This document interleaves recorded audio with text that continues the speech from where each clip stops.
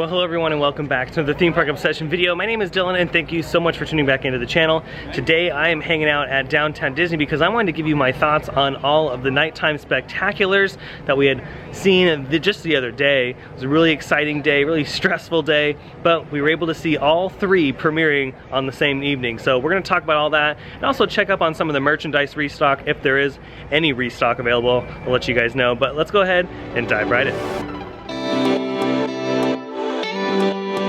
Made it to the parking structure and look at that, you can see the top of Big Thunder Mountain and the mighty Matterhorn. Now we won't be heading into the park today, we'll just be strolling around downtown Disney to give my thoughts on the nighttime spectaculars. Michael's also gonna give his thoughts, and we're gonna meet up with someone else to get even more thoughts, because why not? The parks are packed, by the way. When we pulled up in the parking structure, it was like slammed, and I was not expecting that.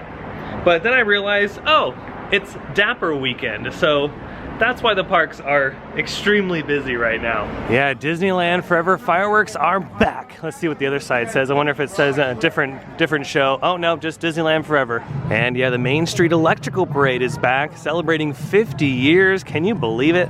And yeah, like I was saying, Lego, Beauty and the Beast are not the only ones joining me today. Michael is joining me today. How are you doing on this very hot evening? It's pretty warm. Yeah, it's a hot afternoon for sure. Yeah. But yeah, we're gonna talk about our thoughts of all the three nighttime spectaculars, because you and I both had some thoughts on the car ride home for sure. But yeah, let's keep diving into downtown Disney a little deeper, because we still have to meet up with one other person. Oh yeah, that's right. Yeah, you know it's really busy at the parks when downtown Disney is kind of popping right now too. There's a lot of people walking around downtown Disney doing their shopping, getting their snack on. And we have found our other member of our party, Spencer from Best Life and Beyond. How's it going? It's very hot. Yeah, it is very hot this afternoon, just like we were saying earlier. And yeah, there's a lot of people walking around downtown Disney today. They're enjoying. They are. It's still a beautiful day, but what I said to you earlier was every Dapper day it's hot, and I said it in my video, it's Dapper hot. It's just inherently that way. And but people look great. I've seen a lot of great outfits. Oh yeah, everyone looks fantastic, which is awesome. Yeah, and I'm just kind of doing a little scour around, update of the district and seeing what's new, because I haven't been here in a while. Yeah, so if you want to check out that video, I'll leave that link down below, the description for that. But you're perfect for this video today because you saw World of Color from a different vantage point than Michael and I did. So you and Katie and the gang saw it from the front.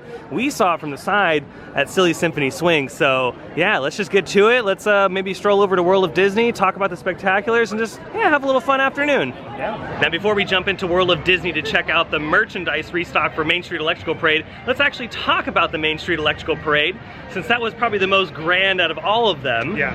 And I think that was probably the one that people were most excited for throughout the evening. Yeah, I think so, and it's ironic because it's the oldest show of all of them. Yeah, it's 50 years old. Yeah.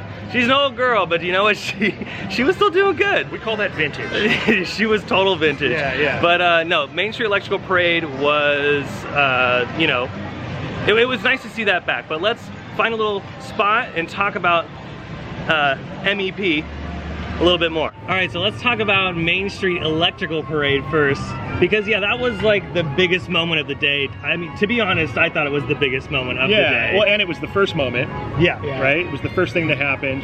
And I think that, you know, a parade, like a legit parade we haven't had in so long, right? Mm-hmm. Yeah. Let alone that one, the vintage 1972 origin. Yeah, MSEP, man. Yeah, and Michael and I got here at like 1. We got here at 1 and people were already camping out for that. Dude, which is pretty insane. Camping out, so in my head I was like, okay, I gotta like figure out where to sit, but at the same time I still have to shoot a bunch of stuff for the video. Right. But you were stressing because as you go to look at one spot, you're like, oh, maybe we go here. Well, yeah, that looks pretty good, but let's go check over here. And you go check over there, and then you come back, it's full. The other one's gone. Yeah. And so you're like, oh man, your decision has to be like, you have to make one decision and be like, okay, this is it. Yeah. And cross your fingers and hope for the best, right? Yeah. So fast forward, we ended up getting a good spot in front of Great Moments with Mr. Lincoln, and all of us, the whole gang was there. We sat, and the parade had finally started. And that's when like the hype was like getting real, because you heard that bass drop on Main Street, and then like everyone started cheering. What about the when the carts came through, the concession carts, the tree carts with the balloons, and the one cast member was like, hyping everyone up. Yeah, it was like a warm up almost. Yeah, and that's why I said in the video, like, shout out to the cast members because it was such a crazy day. Like, I know what that's like from firsthand experience, and it's just nice to see the cast members having so much fun. Yeah, all that energy that was there. Yeah, you know, it was great. And then when the actual music hit, right? Oh, when it actually hit, that's when I was like, okay, this is real. Yeah. And that's when like Michael had like a huge smile on his face. I'm like, it's happening, it's happening. Yeah. And then when the parade, started coming around the corner, it was almost like refreshing to see all that again. Yeah. It was just refreshing to see a parade back. Like, I think that's what it was. In general. Because we were just seeing cavalcades up until that point, which was teaser parades. You know, they're great. Cavalcades are cool, but they're not like parades. Yeah. You know, and that's like Main Street Electrical Parade is like a 25-minute parade. I mean, it's long. So But let's go into a little bit of criticism. And that is, I wish it was maybe Paint the Night or Magic Happens. Yeah, I mean, so do I. And I think, a lot of people say that. Katie said that too. I will speak for her on that. I know that she would echo that. And I completely agree. I'm more of an MSEP person, but at the same time, Paint the Night is an evolvement of MSEP, exactly. So I love it for that reason, because it's the modern version. And that's why you like it. Yeah, so I like Paint the Night too, but like I get it like from like the resort standpoint as to why they brought Main Street, just because it's cheaper altogether. Yeah, it really is like cheaper to run that parade. There's less there's less dance groups. There's still a lot of performers in the parade, but there's less dance sections in the parade. Yeah. And it's just more about the float. So it is easier to run that parade. And plus, I mean, they've had it for 50 years, so they don't need to really spend all this extra capital in making sure that it's running and going. Like, whereas with Paint the Night, I mean, that is a very a beast. That's a beast, and there's a lot of dancers, there's a lot of performers, and it's definitely more expensive. So I could see that point, but like, and also the marketing. They have so much merchandise available, which we're going to look at later today, and also in Spencer's video. Yeah. I mean, that was a big win for them, though, just to do all that merchandise. Which is, like you're saying, it's still rolling out. I saw somebody today who said to me, the sipper, the little turtle sipper, was out at Disneyland, but they had the light bulb sipper. Oh yeah, which was not out on day one. Yeah, that's new. Like, I haven't even seen that. It's like a light bulb about that big. It almost looks like down. the Mini Monster light bulb. Really? bulbs. Oh, okay. Yeah, and I thought that was cool, because I saw it online for the first time this morning, and then boom, this lady pulled it out. She goes, "Look, we got this." I'm like, "Oh, that's cool!" Like, so they're rolling out stuff. Is it like a Main Street light, or is it just? No, like it's just a standard. It's like a light bulb. That would have been cool if it was like a light bulb from that, like, kind of resembled the parade float. I agree. That'd be cool. Kind of like the necklace had those bulbs. Okay, that Katie got, because it had the little flares on it and everything. So like that was cool to see all that. But yeah, I mean, I would like to see something new, especially like Magic Happens. They spent millions of dollars to get that parade up and going, and it's just kind of sitting in the back. And same with Paint the Night. It's just kind of sitting there. So I hope that those parades return. And if you're coming to the park here in the next couple of weeks or months, just know that Main Street Electrical Parade's going to be here for a hot minute, at least throughout the summer, and they're going to twice a night. Yeah, twice a night. There's usually a show at 8:30, and then I think again at 10:15. Yeah. Always check the Disneyland app for more information, and be sure to arrive at your spot early, especially if you want to watch it on Main Street, because I still think the popularity is through the roof, even though, like I said, we've all seen it before. There wasn't anything new. The only thing that was new was the final float, which was pretty cool. I enjoyed it. Now, do I miss the patriotic float? Yeah, of course. Yeah. I miss anything that goes away at Disneyland and gets replaced, but they seem to always, they plus it and they make something a little bit better. And I know from a child's standpoint, Kaylee, Katie's niece, she loved it. She knew who all the characters were, and she was saying hi to them, and she expressed that she really liked it. So when that happens, you kind of go, okay. And that was her first time seeing the parade in general. Ever. So I could see why they do it, but then I could also see why they don't do the other ones. So in all, it was nice to have the parade back. It really was. Yeah. It really was. But yeah, since we're on the subject of Main Street Electrical Parade, let's jump into World of Disney to see if they've restocked some of that merch, because it was flying off the shelves. All right, this is where they had a lot of the Main Street stuff, and as you can see, they've changed the display. The only thing they have left, really, are the Disney Tales Spirit jerseys with the Main Street Electrical Parade anniversary on them right there. And over here they had the Elliott Wishables, but those have since been sold out, it looks like, because now they've been replaced with larger Elliots. He's growing in size.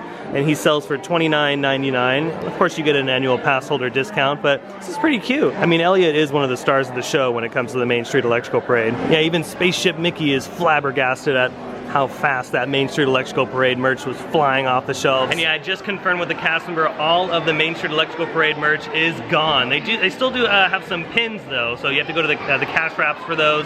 You ask for the pins, but everything else is gone. Okay, next up is Disneyland Forever. Now this one's a little crazy because at the end, we didn't get the last bit of the show. No, yeah, they, yeah, Mother Nature, it was Earth Day. Yeah, Mother Nature's like, you had enough. Yeah, yeah. That's totally what happened. Would have been too much excitement for me. Yeah, no, it was right at that crescendo moment at the end, too. It was right when the Blitz and Frozen. Right, why did I forget it? It's right when the Frozen segment happened. That's where the fireworks cut.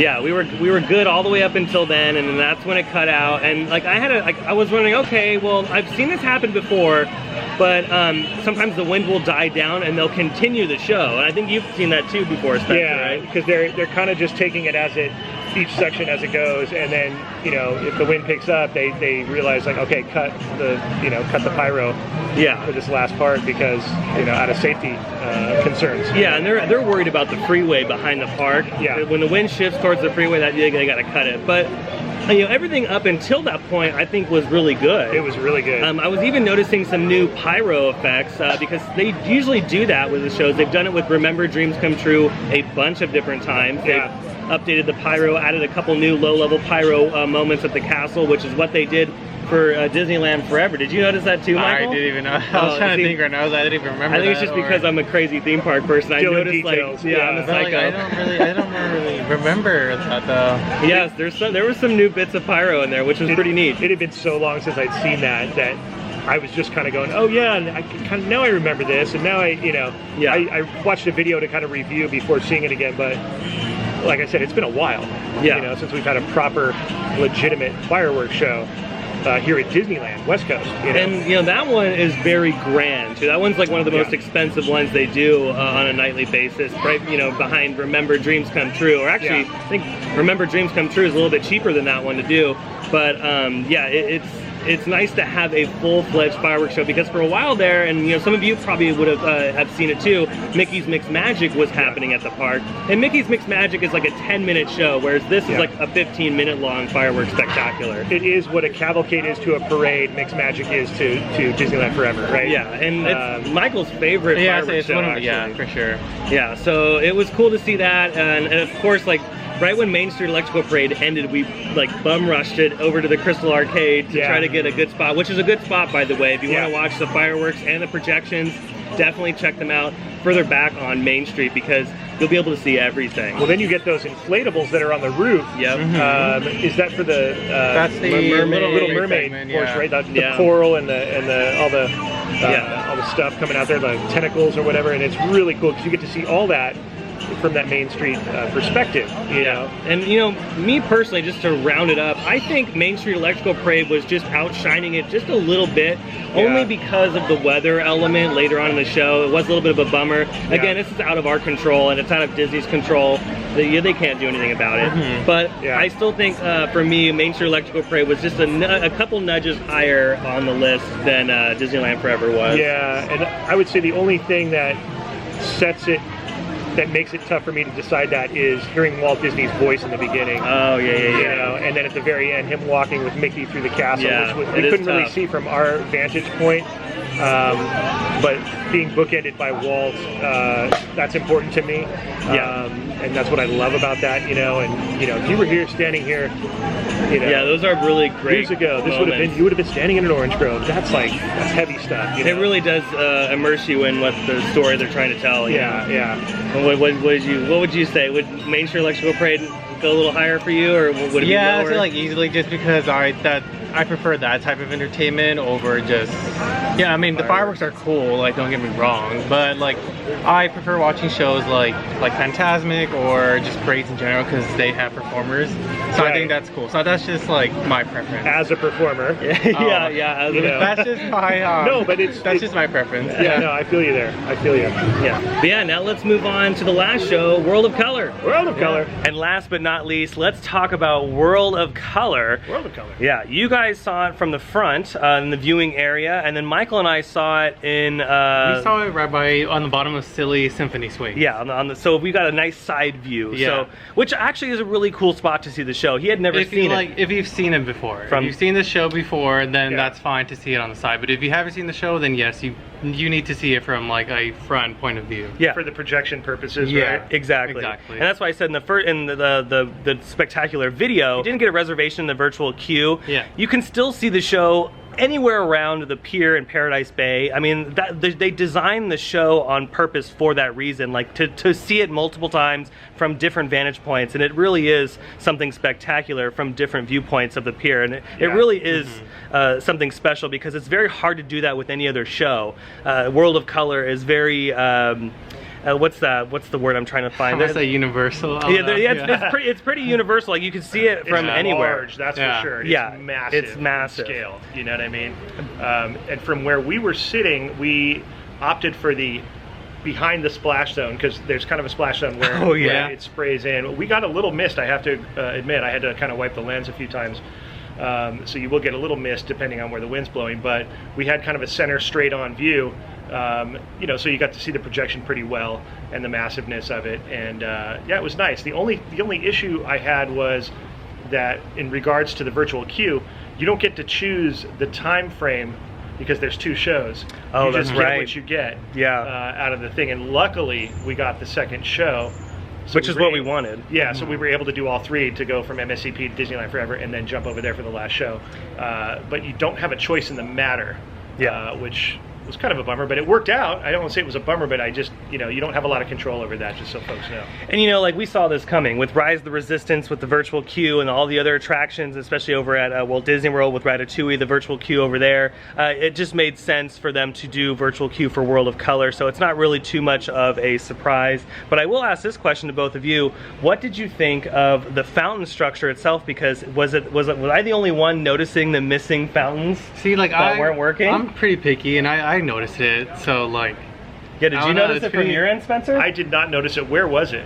I would say like the whole right backhand panel was for sure not closest working. to Silly Symphony Swings. And then some fountains also closest to the right, like in the center, were also not working. Okay. See, now that's very interesting because from your vantage point, yeah, you didn't even notice that. So from our viewpoint, yeah, I mean, it could be because of some of those water fountains were blocking, like that spray was hiding the fact that some of the fountains weren't working, which is why I'm gonna say World of Color is at the bottom of the list for me, just because they were working on it for so long, and I'm wondering, like, what were they doing? Were they only fixing the fountains that, you know, guests could see in the main section of the viewing area, or were they doing something deeper? You know, were they working on something that we just don't really know of? Or is it still a work in progress and they decided, well, this is as much as we can do this much and get away with it, and then continue to try to get it back to its 100% normal. And it was the same show, right? There was nothing different. No which isn't bad. added thing. No. Yeah, which is not a negative. Bad. No. Yeah. If I was to gripe about it, then I would say, you know, they did have some time to program some new sequences in there, especially because we've had some new movies drop lately. Yeah, you know, true. a Turning Red segment would have been kind of cool in the show. Yeah, or like movies like Coco, and Michael was even saying, you know. Well, I was saying, like, I don't really mind when they don't add things to it, because I don't really want to see movies that are very... That's true. What's the word? When movies get like they get too popular. Yeah. And overhyped. See, like not stuff that like they're bad movies. Not that they're bad movies, but yeah, I'm just tired of seeing, again, like stuff like Frozen or Encanto or... It's almost like listening to a top 40 radio station. Yeah, You've heard the song a million times. You're like, okay, we get it. So that's why I don't mind in that sense when they don't add stuff to shows, just because I don't like seeing all the new stuff that's pretty much too overhyped. Yeah, that's fair. Overall, though, for me, I would say World of Color sits at the bottom just because I want them to keep working on the show platform. aside from that, it was so nice to see World of Color, and I'm so happy that California Adventure has its nighttime spectacular back. Yeah. I mean, that park really needs it, and it really is a beautiful show. Yeah. Now, before we head back to the car, I did want to talk about, like, yeah, what do you guys think about Fantasmic? Will they have the virtual queue? Will it be the same setup? Will there be as much, like, crazanity and crazanity? I like that word. Six Flags Magic Mountain, by the way. Wow. You know, will there be that much? There's going to be hype. I mean, let's be real. Course, there's going to be some hype. Fantasmic has a whole nother level of loyal fan base. Yeah. It hits a different mark. Not that the others aren't great, but Fantasmic. That hits like everyone, I think. Yeah, and Katie, I can speak for Katie, who is like a Fantasmic nutcase. Yeah, it's going to be crazy. I think, personally, if you're asking my opinion, I think they will do a virtual queue. That's just my guess. Yeah, I have a feeling they'll do that too. I have a feeling they will. Do I want that? I don't, just because I feel like the virtual queue is very just a lottery. Because whenever they do virtual queue, it fills in within seconds. Yeah, and like I feel like it's so hard to get a reservation, you know? Yeah, it was one thing when they used to have Fast Pass. It gave people an opportunity. Yeah. But for when you're talking about virtual, you're talking about, okay, what service do you have on your phone? Which works better in the park? Are you savvy using virtual queue systems? That's another thing, and apps and phones. Not everybody is or is practiced at that. We're very savvy at it, and we have a hard time. So I sometimes feel like there's an unfair advantage there, or I don't know. It's a weird thing. It's very luck. Luck of the Yeah. draw. We'll definitely see what happens. Michael and I may or may not be here. We're still determining what our plans are because we might be out in Florida. But Katie and Spence, I think you guys are going to be here. We'll definitely be for here. Fantasmic. So be sure to check their video out if we are not here. But yeah, I'm excited nonetheless for Fantasmic because even if we're gone and we come back, like they're going to keep doing Fantasmic all throughout the summer, and they might even do like 3 shows. I remember one time they were doing 3 shows a night of Fantasmic. So they could totally do that again. And yeah, I'm going to keep you guys up to date on if they are doing the virtual queue and how that's going to be working, similar to what is happening at World of Color. So yeah, I'll keep you guys all up to date. But I'm just excited. I'm glad that everything is back to normal here at Disneyland. It almost feels like Walt Disney World, because when we've gone out to Walt Disney World, it feels like pretty normal out there. And now here at Disneyland, it's like, yeah, we have all of our shows back.